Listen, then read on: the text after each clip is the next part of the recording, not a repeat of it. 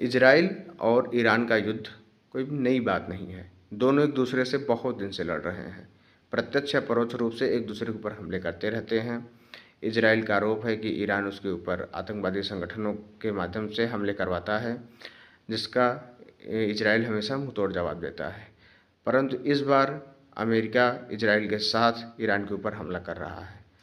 America थोड़ा दूर है ईरान से, उसके ऊपर ईरान डायरेक्ट हमला नहीं कर पा रहा है, तो मिडिल ईस्ट में अमेरिका के जहाँ जहाँ भी बेसेस हैं या उनके एसेट्स हैं, उस पर ईरान लगातार हमले कर रहा है और इजराइल के ऊपर तो रोज़ बमबाजी हो रही है। इजराइल के कई शहर में कई विस्फोट हुए हैं हाल ही के दिनों में। कल की खबर है कि अमेरिका का एक फाइटर प्लेन जो शायद F-16 था, वो ईरान ने उसे मार गिराया है। उसमें 2 पायलट भी थे। दोनों पायलट को ढूंढा जा रहा है।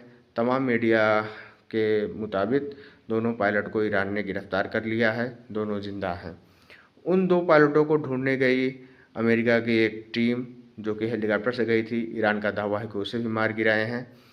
अब दबाव अमेरिका के ऊपर बढ़ रहा है। अमेरिका ने 48 घंटे का सीज़ फायर की मांग की थी, जिसे ईरान ने ठुकरा दिया है। अब अमेरिका वहाँ पे अपने पैदल सैनिक भेज के इस मुहिम को और आगे बढ़ाना चाहती है। परंतु इसके साथ ही अमेरिका में डोनाल्ड ट्रंप का और सरकार का विरोध बहुत ज़ोरों शोरों से हो रहा है।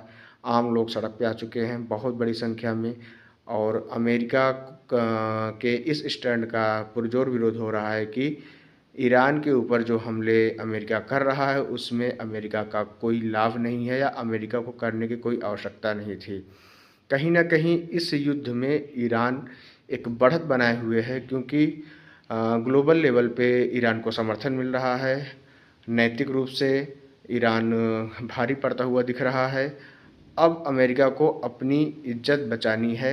उसके लिए या तो वो युद्ध से बाहर निकले या फिर कुछ बहुत बड़े हमले कर सकता है अपने सम्मान को बचाए रखने के लिए। देखते हैं आगे क्या होता है।